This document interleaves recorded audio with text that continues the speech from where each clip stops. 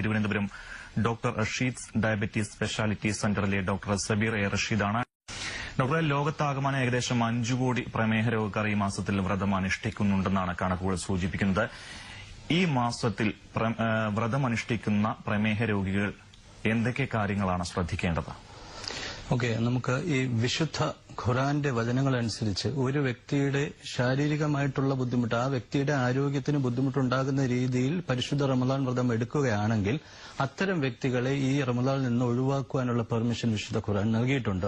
അതിന്റെ അടിസ്ഥാനമായ രേഖകളുമുണ്ട്.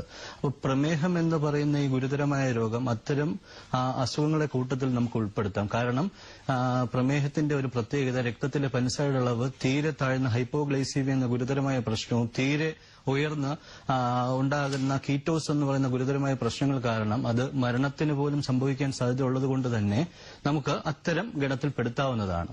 പക്ഷേ ശാസ്ത്രീയമായും ഒരു വിദഗ്ധ ഡോക്ടറുടെ അഡ്വൈസോടുകൂടി നിർദ്ദേശത്തിനെ അനുകൂലിച്ചുകൊണ്ടും ഒരു പ്രമേഹ രോഗി റമദാൻ വ്രതം എടുക്കുകയാണെങ്കിൽ യാതൊരു വിധത്തിലുള്ള പ്രശ്നങ്ങളും ആ വ്യക്തിക്ക് ഉണ്ടാവുകയില്ല. മറിച്ച് അത് മാനസികവും ശാരീരികവുമായ ഒരുപാട് ഗുണങ്ങൾ ആ വ്യക്തിക്ക് നൽകുകയും ചെയ്യുന്നു. പക്ഷെ പല പ്രമേഹ രോഗികളും ഇവിടെ ചെയ്തു വരുന്നത് അശാസ്ത്രീയമായോ അല്ലെങ്കിൽ ഡോക്ടറുടെ നിർദ്ദേശത്തിന് വിരുദ്ധമായിട്ടായിരിക്കും പല പ്രമേഹ രോഗികളും ഈ റമദാൻ വ്രതം കൈകാര്യം ചെയ്യുന്നത്. അത്തരം വ്യക്തികൾക്ക് ഒരുപാട് പ്രശ്നങ്ങൾ ഉണ്ടാകുന്നതായിട്ട് നമുക്ക് പഠനങ്ങളിൽ നിന്ന് തെളിയുന്നുണ്ട്. അതിൽ ഏറ്റവും ശ്രദ്ധിക്കേണ്ട ഒരു കാര്യം, നമുക്കറിയാം പല പ്രമേഹ രോഗികളും റമദാൻ വ്രത സമയത്ത് ഈ സാധാരണഗതിയിൽ പ്രമേഹം അല്ലെങ്കിൽ രക്തസമ്മർദ്ദം അല്ലെങ്കിൽ ഹൃദ്രോഗം പോലുള്ള ഔഷധങ്ങൾ നമുക്ക് സ്ഥിരമായി കഴിക്കേണ്ടതാണ്. അത് ഈവൻ ഒരു ദിവസം മുടങ്ങിയാൽ പോലും അതിന്റേതായ പ്രശ്നങ്ങൾ ഉണ്ടാകാൻ സാധ്യതയുള്ള അസുഖങ്ങളാണ് ഈ പ്രമേഹം അല്ലെങ്കിൽ രക്തസമ്മർദ്ദം പോലുള്ളവ. പക്ഷെ പല പ്രമേഹ രോഗികളും ഈ റമദാൻ നോയമ്പ് സമയത്ത് ഈ നോയമ്പെടുക്കുന്ന ആ ഒരു പ്രത്യേകത കാരണം ഈ ഔഷധങ്ങൾ പരിപൂർണമായിട്ട് ഒഴിവാക്കി നോയമ്പിൽ മാത്രം ശ്രദ്ധിക്കുവാനുള്ള ഒരു സാഹചര്യം പല വ്യക്തികളും ഇപ്പൊ പണ്ടത്തെ തോതിൽ നിന്ന് ഒരുപാട് തോത് കുറഞ്ഞു വരുന്നുണ്ടെങ്കിൽ പോലും ഇപ്പോഴും ആ പ്രവണത നിലനിൽക്കുന്നുണ്ട്. ഇത്തരം ഒരു പ്രശ്നത്തിൽ നമുക്ക് കണ്ടുവരുന്നത് ഇപ്പം എല്ലാ മരുന്നുകളും ഒഴിവാക്കുന്നു. അവർ വിചാരിക്കുന്നു പകല് മുഴുവൻ ആഹാരമൊന്നും കഴിക്കുന്നില്ല, വ്രതമാണല്ലോ എന്ന ഉള്ള ഒരു അടിസ്ഥാനത്തിൽ ഔഷധങ്ങൾ ഒഴിവാക്കുന്നത് കൊണ്ട് തന്നെ പലപ്പോഴും രക്തത്തിലെ പഞ്ചസാരയുടെ അളവ് 400 500 കടന്ന് ഒരുപാട് പ്രശ്നം ചില പ്രമേഹ രോഗികളിൽ കീറ്റോസ് എന്ന് പറയുന്ന ഗുരുതരമായ പ്രശ്നം ഉണ്ടാകുവാൻ ഇടയാക്കുന്നു. അതുപോലെ തന്നെ മറ്റ് ചില വിഭാഗക്കാര് ഡോക്ടറുമായിട്ട് ചർച്ച ചെയ്യാതെ സാധാരണഗതിയിൽ റമദാൻ ഈ വ്രതം എടുക്കുന്നതിന് തൊട്ടു മുമ്പ് ഡോക്ടറുമായിട്ട് ചർച്ച ചെയ്ത് റമദാൻ വ്രതം എടുക്കുന്ന സമയത്ത് ആ രീതിയിൽ ഔഷധങ്ങൾ ക്രമീകരിക്കേണ്ടതാണ്. പക്ഷേ നിർഭാഗ്യവശാൽ ഉദാഹരണത്തിന് ഒരു പ്രമേഹ രോഗി രാവിലെ 40 യൂണിറ്റ് ഇൻസുലിനും വൈകുന്നേരം 30 യൂണിറ്റ് ഇൻസുലിനും എടുക്കുകയാണെങ്കിൽ അതുപോലെ തന്നെ ഈ റമദാൻ വ്രത സമയത്തും പ്രമേഹ രോഗി എടുക്കുകയാണ്. പക്ഷേ ശ്രദ്ധിക്കേണ്ട ഒരു കാര്യം, റമദാൻ വ്രത സമയത്ത് നമ്മൾ ഏകദേശം 12 മുതൽ 14 മണിക്കൂർ യാതൊരുവിധ ആഹാരം അല്ലെങ്കിൽ ജലപാനീയങ്ങൾ ഒന്നും തന്നെ നമ്മൾ ഉള്ളിലോട്ട് കടക്കാതിരിക്കുന്ന ഒരു അവസ്ഥയാണ്.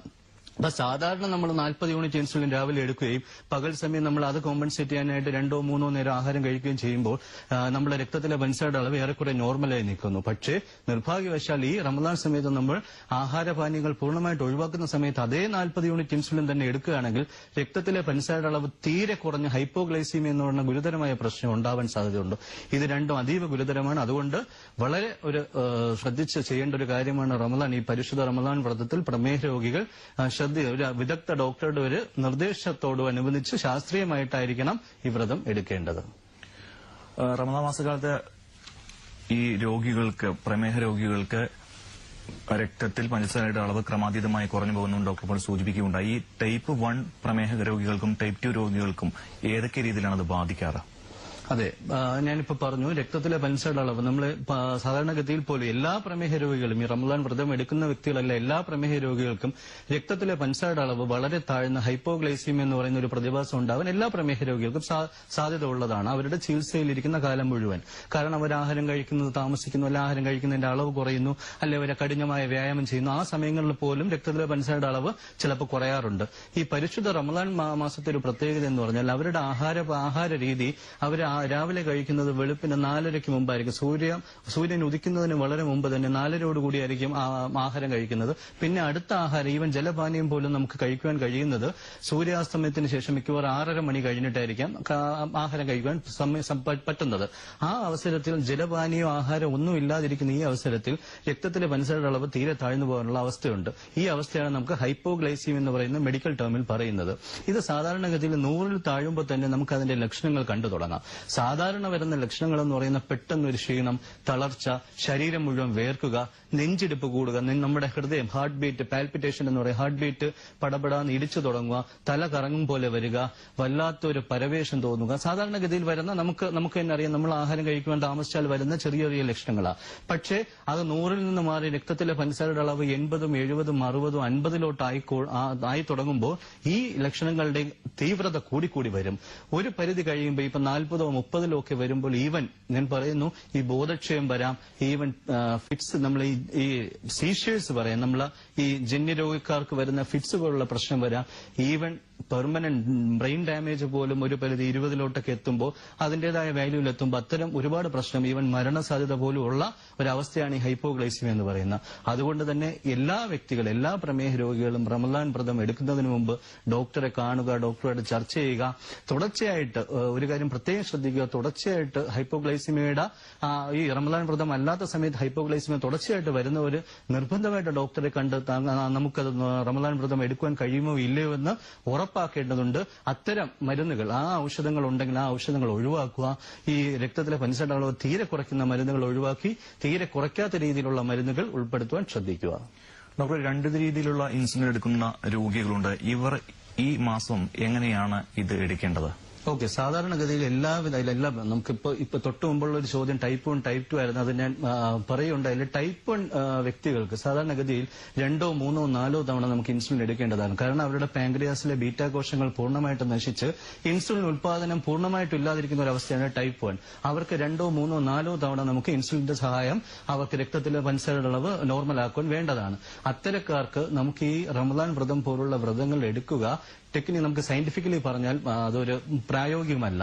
പക്ഷെ എന്നിരുന്നാൽ പോലും സ്ഥിരമായി കൺട്രോളാണ്, എല്ലാം ഒരു പ്രശ്നവുമില്ല, ഒരു നല്ല രീതിയിൽ രക്തത്തിലെ പഞ്ചസാരയുടെ അളവ് നോർമലാണ്. കാരണം ചില നമ്മുടെ തന്നെ രോഗികൾ നമ്മൾ എത്ര കണ്ട് അഡ്വൈസ് ചെയ്താൽ പോലും അവർക്ക് റമദാൻ വ്രതം എടുക്കുന്നു എന്ന് പറയുന്ന ഇപ്പം നമ്മുടെ ഡോക്ടർമാരോടും ആരോഗ്യ പ്രവർത്തകരോടും അവര് നിർബന്ധിക്കാറുള്ള അവസ്ഥയിൽ നമുക്ക് ചില സാഹചര്യത്തിൽ ഞങ്ങൾക്ക് പെർമിറ്റ് ചെയ്യാറുണ്ട്. അപ്പൊ അത്തരം കുട്ടികൾ ഇപ്പൊ ടൈപ്പ് 1 ഡയബറ്റിസ് ആണെങ്കിൽ സയന്റിഫിക്കലി പറഞ്ഞാൽ അത്തരം ആൾക്കാർ റമദാൻ വ്രതത്തിൽ നിന്ന് ഒഴിവാകണമെന്നെങ്കിൽ കൂടിയും ഇവർക്ക് നമുക്ക് ഈ 2, 3 നേരം എടുക്കുന്ന ഇൻസുലിൻ മാറ്റി നമുക്ക് പുതിയ രൂപത്തിലുള്ള ഒരു നേരം എടുക്കുന്ന ബേസൽ ഇൻസുലിൻ പോലുള്ള ഇപ്പൊ നമുക്ക് അവൈലബിൾ ആണ്. അത്തരം ഇൻസുലിൻ, ഇപ്പം ബേസൽ ഇൻസുലിൻ ഒരുപാട് പേരിൽ നമുക്കുണ്ട്. ഗ്ലാർജിൻ എന്നോ അല്ലെങ്കിൽ ഡെറ്റിമർ എന്നോ അല്ലെങ്കിൽ ഡെഗ്ലൂഡക് എന്നോ ഒരുപാട് പുതിയ പുതിയ ഇൻസുലിനാണ്. ഇത് മറ്റ് ഇൻസുലിനേക്കാളും വിലയിൽ ഒരുപാട് വ്യത്യാസമുണ്ട്. സാധാരണ ഇൻസുലിൻ 100, 200 വിലയാണെങ്കിൽ ഈ ഇൻസുലിൻ 500 മുതൽ ഏകദേശം 1500 വരെ വിലയാണ്. പക്ഷെ ഇതിന്റെ ഒരു പ്രത്യേകത, ഇപ്പൊ സാധാരണ ഒരു ഇൻസുലിൻ നമുക്കിപ്പോ ഒരു പ്രീമിക്സ് ഇൻസുലിൻ നമുക്ക് ഒരുപാട് പേരിൽ നമുക്ക് വിപണിയിലുണ്ട്. നമുക്ക് അതിന്റെ ബ്രാൻഡ് നെയിം എന്ന് പറഞ്ഞ മിക്സ്റ്റാർഡ് എന്നോ അല്ലെങ്കിൽ ഹ്യൂമിൻസിൽ എന്നോ അല്ലെങ്കിൽ ഇൻസുലിൻ എന്ന് പറഞ്ഞ ഒരുപാട് ഇൻസുലിൻ വിപണിയിലുണ്ട്. ആ ഇൻസുലിൻ ഒരു പ്രത്യേകത, നമുക്കിപ്പോൾ രാവിലെ 9 മണിക്ക് ഇൻസുലിൻ എടുക്കുകയാണെങ്കിൽ ആ ഇൻസുലിൻ കാരണം ഷുഗർ കുറച്ച് കഴിയുമ്പോൾ മണിക്കൂറുകൾക്കുള്ളിൽ ഷുഗർ തീരെ കുറയുകയും പക്ഷെ അതിന്റെ എഫക്ട് കുറച്ച് കഴിയുമ്പോൾ പൂർണ്ണമായിട്ട് മാറുകയും പിന്നെ ഷുഗർ ക്രമേണ കൂടാനുള്ള സാധ്യതയാണ് ഉള്ളത്. പക്ഷെ ഞാൻ ഈ പറഞ്ഞ 24 മണിക്കൂർ പിന്നെ ആക്ഷൻ ഉള്ള ബേസൽ ഇൻസുലിൻ, അതായത് ഡെഗ്ലൂഡക് അല്ലെങ്കിൽ ഗ്ലാർജിൻ അല്ലെങ്കിൽ ഡെറ്റിമർ പോലുള്ള ഇൻസുലിന്റെ പ്രത്യേകത, അതൊരിക്കൽ ഇൻസുലിൻ എടുത്തു കഴിഞ്ഞാൽ അതൊരു പീക്ക്ലെസ് ഇൻസുലിൻ, അതായത് ഒരിക്കലും ഷുഗർ തീരെ കുറഞ്ഞൊരു ഷുഗർ തീരെ ഡ്രോപ്പ് ചെയ്യുന്ന ഒരു സിറ്റുവേഷൻ, ഒരു അവസ്ഥ വരത്തില്ല. മാത്രമല്ല ഇതിന്റെ ആക്ഷൻ ഏറെക്കുറെ 24 മണിക്കൂർ, ഒരു 18 മുതൽ 24 മണിക്കൂർ നിലനിൽക്കുന്നത് കാരണം ഒരിക്കലും ഈ ഒരു രാവിലെ എടുക്കുമ്പോൾ ഏറെക്കുറെ അർദ്ധരാത്രി വരെയും ഇതിന്റെ ആക്ഷൻ നിലനിൽക്കുന്ന കാരണം ഷുഗർ ഇടയ്ക്ക് രക്തത്തിലെ പഞ്ചസാരയുടെ അളവ് തീരെ കൂടുവാനുള്ള സാധ്യതയും വളരെ വിരളമാണ്. അപ്പൊ അതുകൊണ്ട് തന്നെ ഈ 2 നേരവും അല്ലെങ്കിൽ 3 നേരവും ഇൻസുലിൻ എടുക്കുന്ന വ്യക്തികൾ അവർ നോമ്പ് എടുക്കണമെന്ന് നിർബന്ധമാണെങ്കിൽ പരിശുദ്ധ റമദാന് മുമ്പ് അവരുടെ രക്തത്തിലെ പഞ്ചസാരയുടെ അളവ് നമ്മൾ പരിപൂർണമായിട്ട് നിയന്ത്രണത്തിലാക്കിയതിനു ശേഷം, സാധാരണഗതിയിൽ റമദാൻ സമയത്ത് 2 രീതിയിലുള്ള പ്രധാന ഭക്ഷണമാണുള്ള, 2 സമയത്തുള്ള, നമുക്ക് സാധാരണ 3, 4 തവണ നമുക്ക് കഴിക്കേണ്ടി വരുമെങ്കിലും ഈ റമദാൻ സമയത്ത് രാവിലെ വെളുപ്പിനുള്ള ഒരു ഭക്ഷണ രീതി ഇടയത്താഴം എന്നതിന് പറയും, വൈകുന്നേരം നോയമ്പ് തറ സമയത്തുള്ള സന്ധ്യാസമയത്തുള്ള ഒരു ഭക്ഷണം. അപ്പൊ ഞാൻ അഡ്വൈസ് ചെയ്യുന്നത് രാവിലെ ഇടയത്താഴ സമയത്ത് വെളുപ്പിനുള്ള ആഹാരത്തിനോടൊപ്പം ഈ ബേസൽ ഇൻസുലിൻ അതൊരു ഫിക്സഡ് ഡോസ്, അത് ഡോക്ടറുമായിട്ട് ചർച്ച ചെയ്ത് വേണം, ഓരോ വ്യക്തി രോഗിയും അവരുടെ ചികിത്സിക്കുന്ന ഡോക്ടറുമായിട്ട് ചർച്ച ചെയ്ത് വേണം അതിന്റെ ഡോസ് ഫിക്സ് ചെയ്യാൻ. അതോടൊപ്പം വൈകുന്നേരം റാപ്പിഡ് ആക്ടിങ്, പെട്ടെന്ന് ആക്ട് ചെയ്യാൻ പറ്റുന്ന രീതിയിലുള്ള ഒരുപാട് ഇൻസുലിൻ ഉണ്ട്. അത് സന്ധ്യാസമയത്തുള്ള ആഹാരത്തോടൊപ്പം അതും എടുക്കാവുന്നതാണ്. അങ്ങനെ നമുക്ക് ക്രമീകരിച്ച് നിർത്താവുന്നതാണ്. പക്ഷേ ശ്രദ്ധിക്കേണ്ടത്, പ്രത്യേകിച്ച് എപ്പോഴും ശ്രദ്ധിക്കേണ്ടത് ടൈപ്പ് 1 രോഗബാധിതരായ പ്രമേഹ രോഗികൾ അവർ നോയമ്പ് എടുത്ത് തുടങ്ങുമ്പോൾ രക്തത്തിലെ പഞ്ചസാര അളവ് തീരെ കുറയുകയോ തീരെ കൂടി വരുന്ന ഒരു പ്രവണത ഉണ്ടെങ്കിൽ നിർബന്ധമായും അവർ നോമ്പിൽ നിന്ന് വിട്ടുനിൽക്കേണ്ടതാണ്. അതിന് കാരണം ചിലപ്പോൾ ഒരു നേരത്തെ ഇൻസുലിൻ പോലും ഒഴിവാക്കുന്നത് ചിലർക്ക് അപകടകരമായ ഒരു സിറ്റുവേഷൻ ഉണ്ടാക്കാം.